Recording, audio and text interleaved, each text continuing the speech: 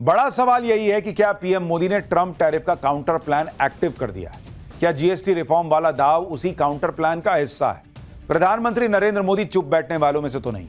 भारत पर लगाए गए ट्रंप टैरिफ के बाद से वो और ज्यादा टफ और डिटरमिन्ड दिख रहे हैं। अभी तो सिर्फ जीएसटी रिफॉर्म आए हैं। अब पीएम मोदी का फोकस एक्सपोर्टर्स के कारोबार पर होने वाले ट्रंप इफेक्ट को कम करने पर है, क्योंकि ट्रंप के 50% टैरिफ से कपड़ा, गहने, चमड़ा, फुटवेयर और एग्रो प्रोडक्ट्स के निर्यातक गंभीर चुनौती का सामना कर रहे हैं। सूत्रों के मुताबिक पीएम मोदी उस प्लान पर काम कर रहे हैं कि इन क्षेत्रों में लोगों की नौकरियों की सुरक्षा बनी रहे और निर्यातकों के अपने उत्पादों के लिए नए बाजारों को ढूंढने तक उत्पादन जारी रखने में परेशानी ना है।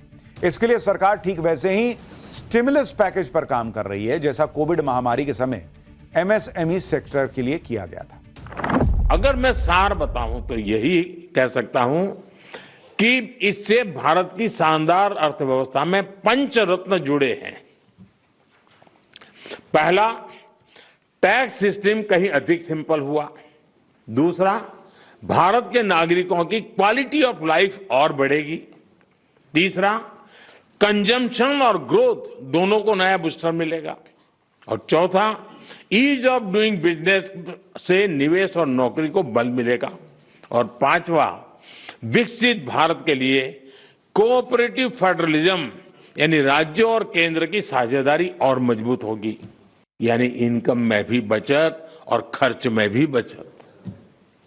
अब ये डबल धमाका नहीं है तो क्या है? एक्सपर्ट मानते हैं कि चीजों के सस्ता होने से भारत में उन सामानों की खपत बढ़ेगी। लोगों के पास पैसा बचेगा तो वो खरीदारी करेंगे, जिससे बाजार में लिक्विडिटी बनी रहेगी, यानी ट्रंप टैरिफ का असर थोड़ा कम होगा। हालांकि इसका असर बहुत सीमित ही होगा। इसमें कोई दो राय नहीं कि ट्रंप का 50% अनैतिक टैरिफ भारत के कई सेक्टर्स पर असर डालेगा। इसमें मुख्य रूप से textiles and garments, James and jewellery, leather and footwear और एग्रीकल्चर एंड डेयरी इंडस्ट्री शामिल है। 2024-25 के अनुसार ये सेक्टर सीधे 45 मिलियन यानी 4.5 करोड़ लोगों को रोजगार देता है। इसी तरह IBEF के अनुसार जेम्स एंड ज्वेलरी का सेक्टर 50 लाख लोगों को रोजगार देता है। लेदर एंड फुटवेयर इंडस्ट्री से करीब 45 लाख लोग जुड़े हैं, जिनमें 40% महिलाएं हैं। हमने वाराणसी, मुंबई और सूरत में बनारसी साड़ी और ज्वेलरी इंडस्ट्री से जुड़े लोगों से ये समझने की कोशिश की कि ट्रंप टैरिफ का कितना असर फिलहाल दिख रहा है। वाराणसी में बनारसी साड़ी के कारोबार से जुड़े लोग बता रहे हैं कि ट्रंप टैरिफ की वजह से कारोबार 30% घटा है। कि अमेरिका ने जो 50% टैरिफ लगाया है भारतीय प्रोडक्ट पर, इंडियन प्रोडक्ट पर, उसका कितना असर इस वक्त बनारसी साड़ी उद्योग पर देखने को मिल रहा है? अभी देखिए, बनारसी साड़ी उद्योग अभी मंदी के दौर से गुजर रहा है, उसमें ये टैरिफ आ गया है, इससे बाजार और नीचे चला गया।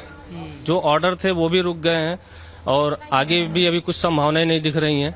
अब कस्टमर को बहुत महंगा पड़ जाएगा। जाहिर है 50% के अनैतिक टैरिफ ने इन इंडस्ट्रीज पर असर तो डाला है। ज्वेलरी कारोबार भी ट्रंप टैरिफ की वजह से धीमा हुआ बताया जा रहा है। सूरत और मुंबई में ज्वेलरी कारोबार पर कितना असर है, इसे भी सुनिए। डायमंड इंडस्ट्री पर शॉर्ट टाइम के लिए थोड़ी इफेक्ट होगी, लंबे टाइम वो खत्म हो जाएगी, क्योंकि वो डायमंड है, पॉलिश डायमंड। टैरिफ तो जो 25% लगा या फिर उसमें और एडिशनल 25% लगा, तो शॉर्ट टाइम दिखेगा उसका थोड़ा असर। बाकी मेरे हिसाब से ये 4-6 महीने में ये जो भी जितना है उतना ही चलेगा, उसमें कोई दो राय नहीं। टैरिफ जब से लागू हुआ है, ट्रंप ने लागू किया है, तब से मार्केट में काफी ज्यादा हलचल है। शेयर मार्केट भी काफी ज्यादा उतार चढ़ाव देख रहा है। क्या जो ज्वेलरी के ट्रेड थे उस पर भी इसका कोई असर हो रहा है सर? बिल्कुल, ज्वेलरी ट्रेड पे बहुत बड़ा असर है, क्योंकि जो रेट है वो रेट बहुत बढ़ गया है और यहाँ तक बढ़ गया है कि कारीगर लोगों के, व्यापारियों के पास काम नहीं है, और काम नहीं है तो कारीगरों को काम नहीं दे सकते, उससे रेट बढ़ रहा है, कारीगर छोड़ के जा रहे हैं। लेकिन सच ये है कि न मोदी शांत बैठे हैं और ना ही इस कारोबार से जुड़े लोग। इंडस्ट्री टैरिफ से सीधे सीधे प्रभावित है तो भी टैरिफ के आगे सरेंडर नहीं कर रही है, बल्कि ट्रंप के टैरिफ का तोड़ निकाल रही है। जैसे फुटवेयर इंडस्ट्री से जुड़े लोग कह रहे हैं कि वो दूसरे मार्केट तलाश लेंगे। इसमें रूस की मार्केट है, आसियान देश हैं, साउथ अमेरिका के देशों की मार्केट है। इंडस्ट्री से जुड़े लोग कह रहे हैं कि अमेरिका को यह समझना चाहिए कि फुटवेयर की बड़ी मार्केट है, कोई भी टैरिफ वाली ब्लैकमेलिंग के आगे सरेंडर नहीं करेगा। तो वहीं James and jewellery domestic council के चेयरमैन भी यही बात कह रहे हैं। वो भरोसा जता रहे हैं कि 3 से 6 महीने में अमेरिका के टैरिफ का असर खत्म हो जाएगा, भारत दूसरे बाजार तलाश लेगा।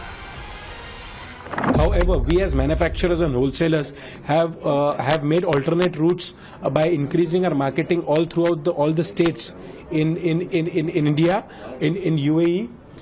We are doing it in UAE. And Saudi, Qatar, and other markets also which we are looking at. The FTP which has happened between UK and Australia is affecting in a positive way to the gem and jewelry industry, and we are hopeful that in the coming 3 to 6 months we will be able to nullify the effect of the US. सौगंध मुझे इस मिट्टी की, मैं देश नहीं मिटने दूंगा, मैं देश नहीं रुकने दूंगा, मैं देश नहीं झुकने दूंगा। चाहे आतंकवाद के खिलाफ ऑपरेशन सिंदूर रहा हो या ट्रंप के अनैतिक टैरिफ के खिलाफ अडिग रहना, दोनों में मोदी की नीति में रत्ती भर भी बदलाव नहीं हुआ। यहां तक कि जिस दौर में अमेरिका के साथ भारत के संबंध लड़खड़ाते हुए दिखते हैं, उस दौर में भी एससीओ के मंच पर पीएम मोदी आतंकवाद से लेकर चीन के BRI तक पर अपनी स्पष्ट और दो टूक राय रखते हैं। हमारा मानना है कि कनेक्टिविटी के हर प्रयास में संप्रभुता और क्षेत्रीय अखंडता का सम्मान होना चाहिए। Connectivity that bypasses sovereignty, losing trust and meaning. Modi की यही स्पष्टता उन पर और उनकी नीति पर दुनिया के भरोसे को बढ़ाती है। ब्रिटेन के साथ इसी साल ऐतिहासिक फ्री ट्रेड डील हो चुकी है। ये डील माइक्रो, स्मॉल और मीडियम एंटरप्राइजेस यानी MSMEs और सेवा क्षेत्रों को मजबूत करेगी। तो वहीं पिछले दिनों सिंगापुर के प्रधानमंत्री लॉरेंस वोंग ने भारत की प्रगति की तारीफ करते हुए सेमीकंडक्टर डिजाइन, निर्माण और एक सप्लाई चेन को मजबूत करने के लिए समझौते किए हैं।